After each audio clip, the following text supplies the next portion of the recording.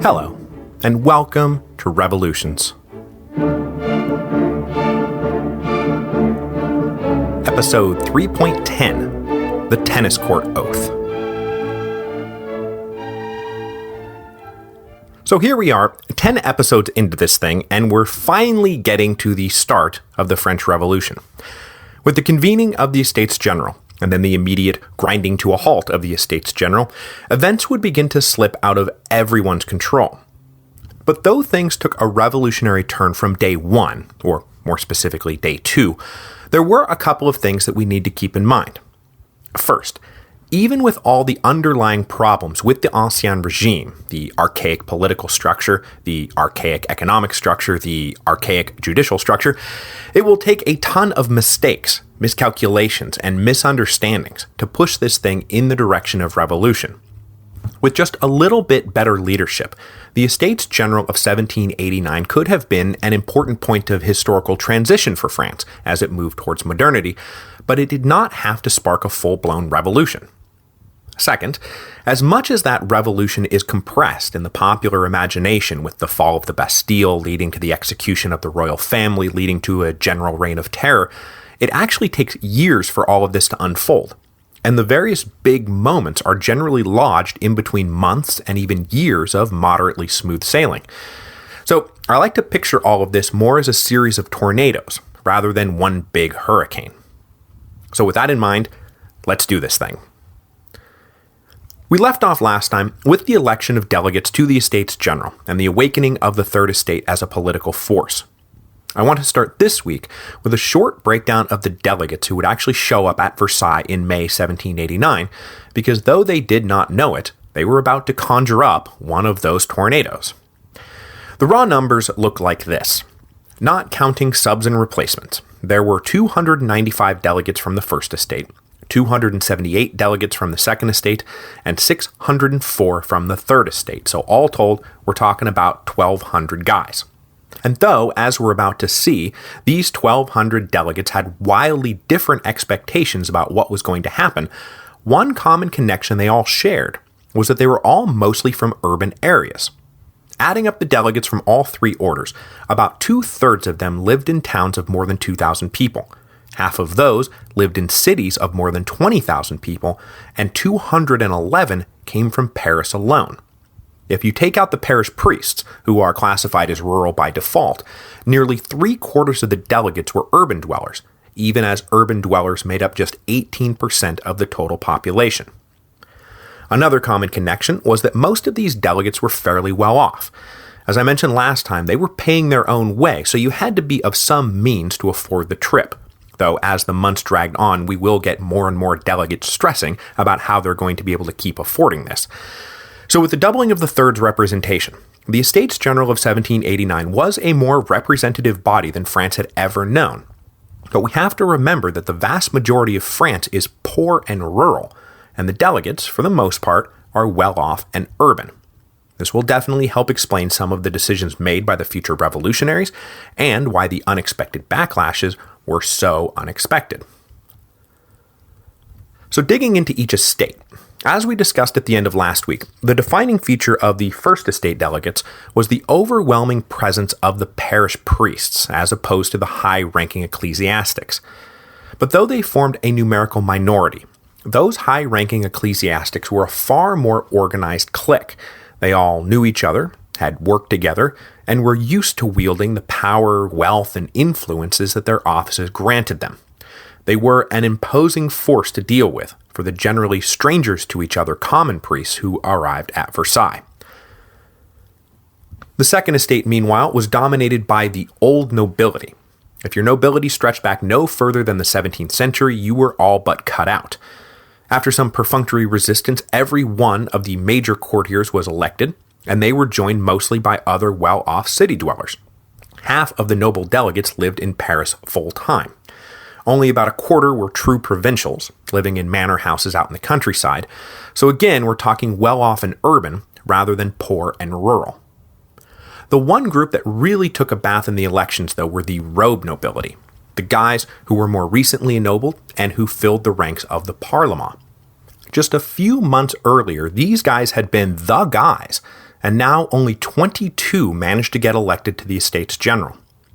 After winning the battle with Brienne over the reform package, the power and prestige of the Parlement went off a cliff, never to be seen again. Finally, the Third Estate delegations were dominated by no one group so much as the lawyers, though merchants, doctors, and professional landlords were present. And though these guys are often portrayed as political neophytes, most famously by de Tocqueville, who staked one of the causes of the French Revolution to men who had only engaged politics on a theoretical level, not having the tools to engage politics on a practical level, at least a third of the delegates had been involved in some capacity in the political battles of the last few years. So they weren't completely wide-eyed, but it's true that a lot of them were. The delegates began to trickle in at the end of April 1789, usually traveling in provincial groups, forming their first bonds with their new colleagues. Finally, with about 800 delegates having arrived, the king convened the estates for their first day of official work. After a dedication procession the night before, the Estates General began with a carefully orchestrated ceremony on May the 5th in the largest hall at the Palace of Versailles. The nobles were instructed to wear their silk finery, the clergy to wear their full vestments, and the Third Estate was to dress in sober black, which rubbed many of the Third's delegates the wrong way. It was as if they were being cast as merely a backdrop for the real delegates from the First and Second Estates. But no matter, the momentous occasion could not be ruined by a dress code. But what it could be ruined by was some terribly boring and incomprehensible speeches. Remember, this was the moment the kingdom had been waiting for years, decades, for nearly 2 centuries. Surely the oratory would match this historic moment. But the Keeper of Seals opened with a speech that was literally inaudible to most of the delegates. Okay, bad start. But then along comes the great hero of the people, Jacques Necker. Surely he will seize the day. But instead of grand rhetoric, he treated them to a barely comprehensible and supremely technocratic analysis of the royal budget. After his voice gave out a half an hour in, the remainder of his speech was then read by some guy with a shrill and grating voice. The delegates had come to renew the kingdom, and what they got instead confused and confounded and irritated them. And there was still no final word on how the voting would go, vote by head or vote by order. Necker's speech hinted that maybe a combination of the two would work, but also said that the nobility and the clergy must freely give up their right to vote by estate. It would not be ordered by the king. So the delegates, especially those from the Third Estate, left the opening ceremony pretty unsatisfied and not a little bewildered about what was going on. The day after the opening ceremony, the real work began, and the first order of business would be verifying the credentials of all the delegates. This first order of business turned out to also be the last order of business for the, quote, Estates General. It was supposed to be a simple thing. The 3 estates would meet separately to verify their own membership rolls. But left to their own devices, without explicit instructions or professional guidance, the members of the Third Estate were left to assume that they were free to plot their own course. And so right away, the more prepared delegates started making speeches that separate verification of credentials was unacceptable. Verification must be of everyone, by everyone. Allowing separate verification would simply set the precedent that this was a meeting of 3 orders rather than 1,200 individuals. Among those more prepared delegates were the men from Dauphiné, led by Mounier.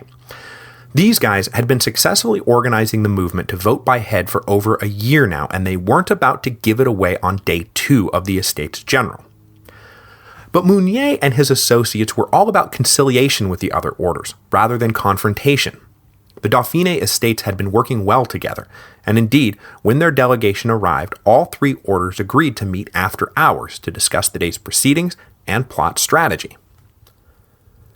But also present in the Third Estate was another provincial group fairly unified of purpose, and that was the Breton delegates, that is, the delegates from Brittany.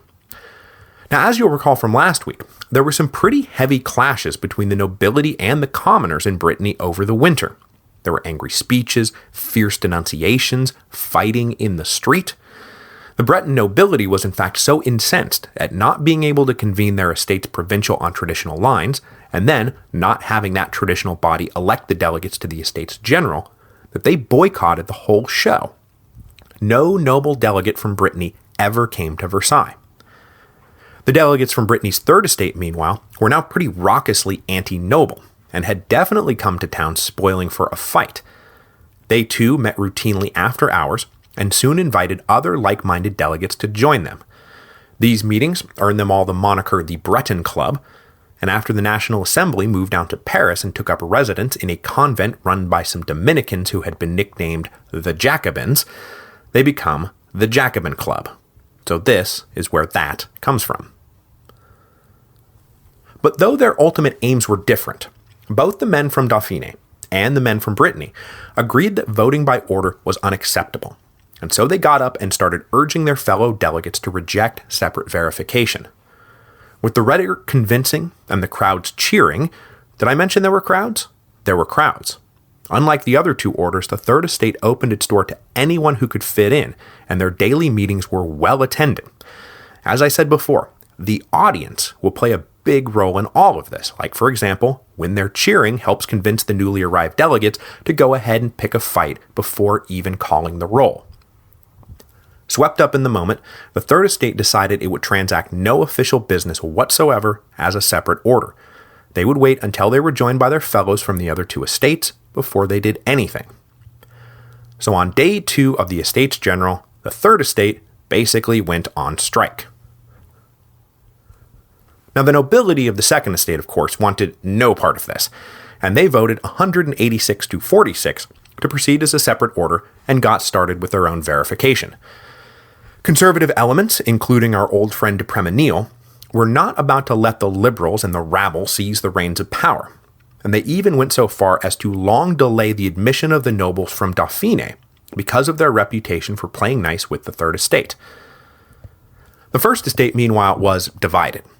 The parish priests were sympathetic to the Third Estate, and certainly saw themselves more aligned with them than these fancy bishops, but the fancy bishops, as I said, were an impressive bunch to try to wrangle with, and after a lengthy debate, the First Estate narrowly voted 133 to 114 to maintain themselves as a separate order.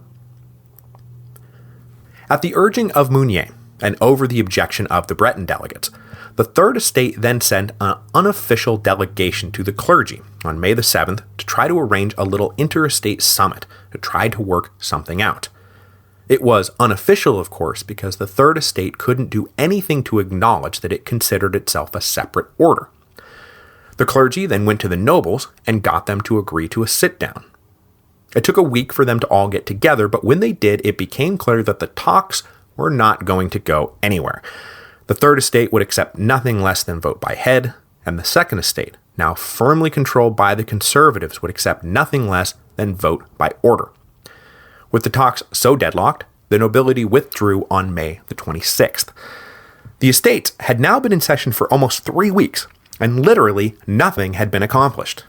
The king had of course been watching all of this unfold, or not unfold, and by May the 29th, he was so fed up that he ordered the estates to get past this quibbling and do something. There is a reason you were called. We are still bankrupt. We do need a plan. Remember? But if they were expecting to bring the Third Estate to heel by rejecting their overtures, the nobility badly misplayed their hand. Aside from the Breton delegates, most of the men representing the Third Estate were perfectly willing to work with the nobility. They just wanted to do it as one big group. Had the nobility granted that right away, they likely could have swooped in and guided the debate in the direction they wanted it to go. But by isolating the Third Estate and leaving them all alone in a room together, the nobles all but guaranteed that the Third would become more radical, because if you don't want to work with us, then we're not going to do anything to try and work with you.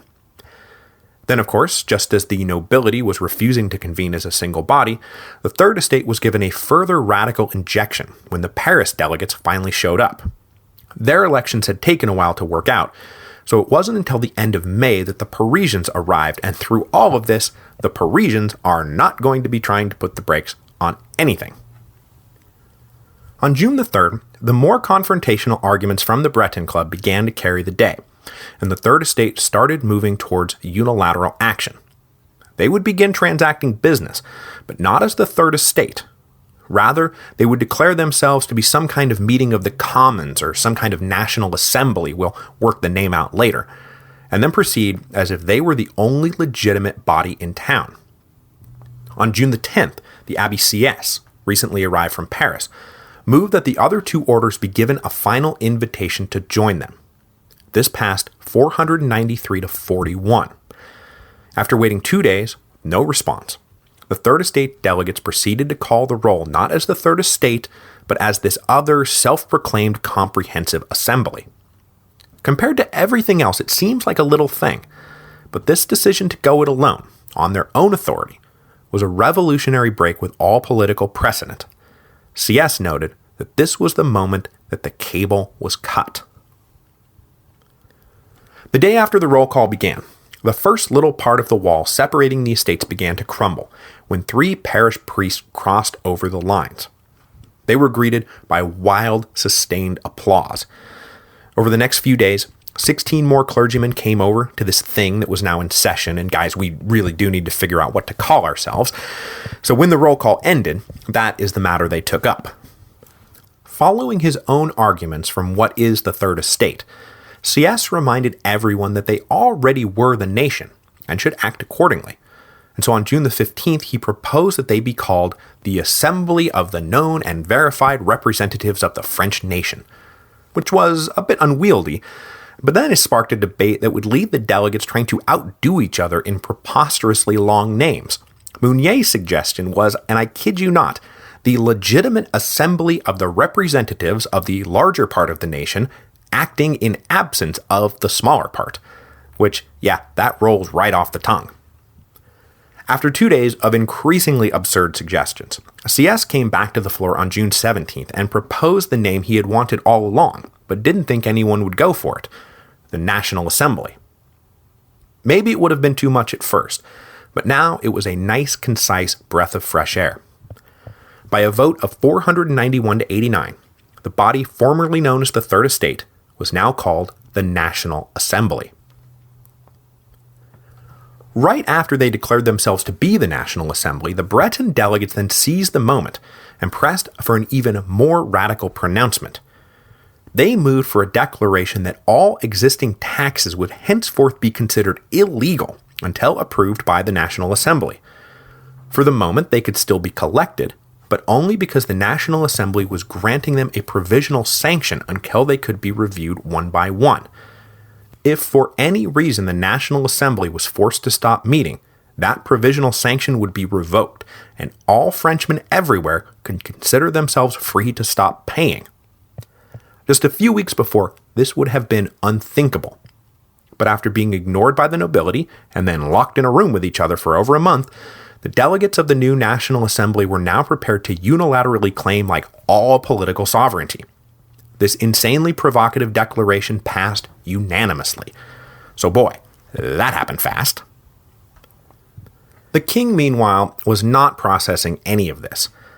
Back on June the 4th, that is, a little over a week before the Third Estate rechristened itself the National Assembly, the king's oldest son and the heir to the throne suddenly died at the age of 7.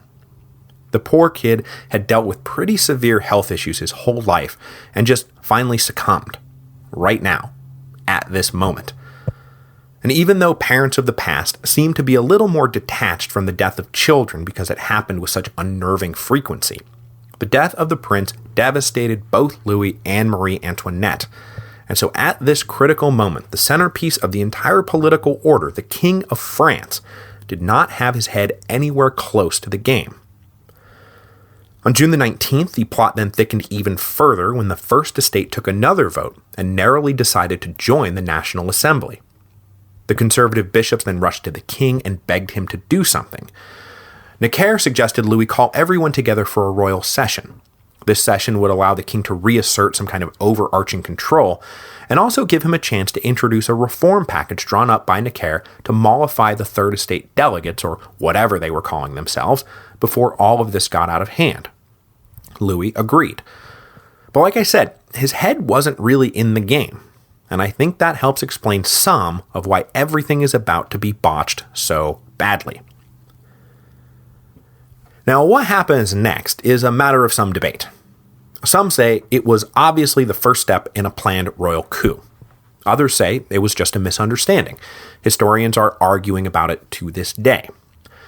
Whichever it was, though, what we do know is that none of the delegates were ever told about the planned royal session, nor that workers would need to take over the meeting hall of the Third Estate/National Assembly to make preparations. So when the delegates started to arrive for work on the morning of Saturday, June the 20th, what they found was armed guards standing in front of a locked door. Whether this was really just bad case of miscommunication or something more sinister, the men of the National Assembly really couldn't possibly see it as anything but sinister.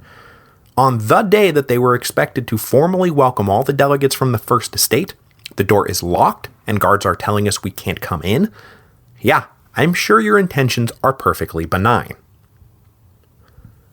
Refusing to be broken up, the delegates then cast about for the nearest unlocked room large enough to hold them all, and someone suggested an indoor tennis court 3 blocks down the road. So that's where they went, and there took part in the first great dramatic set piece of the Revolution. Written by the lawyer Target and proposed by Mounier, the delegates were presented with the following affirmation. The National Assembly, considering that it has been summoned to establish the constitution of the kingdom, to effect the regeneration of public order, and to maintain the true principles of monarchy, that nothing can prevent it from continuing its deliberations in whatever place it may be forced to establish itself. And finally, that wheresoever its members are assembled, there is the National Assembly. It decrees that all members of this assembly shall immediately take a solemn oath not to separate and to reassemble wherever circumstances require, until the constitution of the kingdom is established and consolidated upon firm foundations, and that, the said oath taken, all members and each one individually shall ratify this steadfast resolution by signature. And then they all took a mass oath never to be separated. I've thrown up the very famous drawing by Jacques-Louis David of this momentous event at revolutionspodcast.com, so you can get a sense not just of what happened, but how it was immediately deployed to begin building the myth of the revolution. After taking Sunday off, the National Assembly then reconvened on Monday, June the 22nd, at which point they were finally joined by most of the clergymen, who were greeted by wild applause, hearty pats on the back, and many passionate speeches. That same day, the next little bit of the wall separating the estates crumbled when 3 nobles from Dauphiné requested admission to the body. For the first time, representatives from all 3 orders were present in the National Assembly. With preparations for the royal session finally complete, the king now had an opportunity to calm the waters, reassert a little order, and guide everyone away from, dramatic revolutionary set pieces. Though he had in hand a 35-point reform plan that the delegates of the Third Estate were going to love, things got off on the wrong foot even before the session started. First of all, you've got to wonder where this plan was at the opening ceremony. I mean, seriously, could the royal ministry be screwing this up anymore? This is what everyone had wanted on May the 5th, and now it was 6 weeks too late.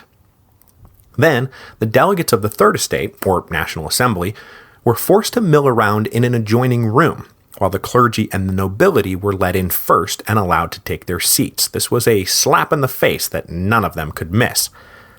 Then, when they got in and looked around, Jacques Necker was nowhere to be found. Apparently, Necker had been notified the night before that the king had been persuaded to go in a harder line direction, and he decided to just stay away. So instead of leading off with the reforms, the king instead started with a blunt nullification of the declarations of June 17. That is, the Third Estate is not the National Assembly, and you can bet your ass all my taxes are legal. With this confrontational posture thus set, it was hard for the delegates to pay attention to the reforms ticked off. Even if it was all stuff they liked, the Estates General would approve all taxes, everyone would get a regular meeting of their Estates Provincial, there would be no more arbitrary imprisonment, a few of the more unpopular taxes would just be immediately abolished. This was all good stuff.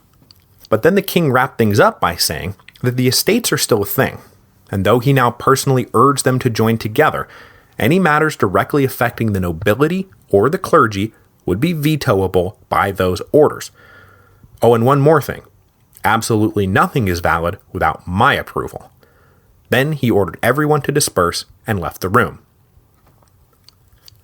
But as the nobility and the clergy started to file out, the Third Estate delegates did not. They were ordered to by the king's men again, whereupon they said, if you want to move us, you're going to have to bring in the men with the guns. Then they all renewed the tennis court oath and reaffirmed their declarations of June the 17th and dared the king to order their dispersal by force. But when someone rushed to tell the king that the Third's delegates weren't going anywhere, he just shrugged his shoulders and said, oh well, let them stay. And this was the problem with Louis. He could never decide what he was really trying to do.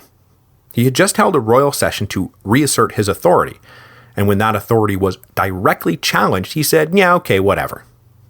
The French Revolution did not happen because Louis XVI was an evil tyrant, but it was helped along the way by him being a pretty spineless feather in the wind. The next little crisis Louis faced after the session was that upon his return, he was greeted by Necker's resignation. It had become clear to Necker that arch-conservative elements inside the royal family were intentionally sabotaging all attempts to bring the estates together. Though he was ultimately persuaded to stay on, news that he had not been at the royal session led to rumors that he had already been dismissed. In Paris, tens of thousands of people gathered around the Palais Royal to vent their frustrations.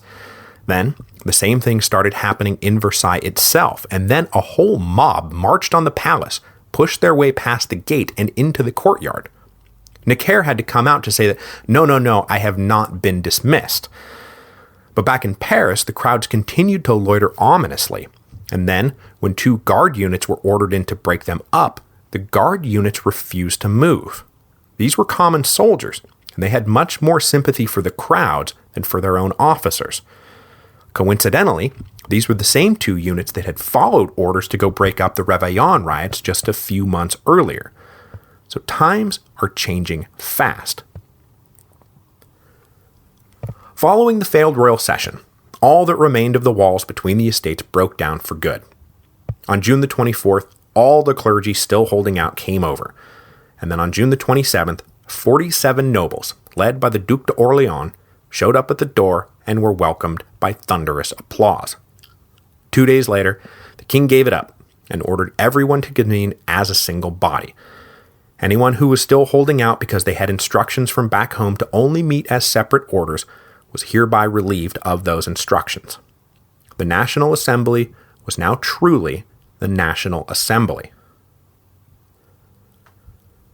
Next time, we will get into one of the biggest dramatic set pieces of the whole revolution, the fall of the Bastille.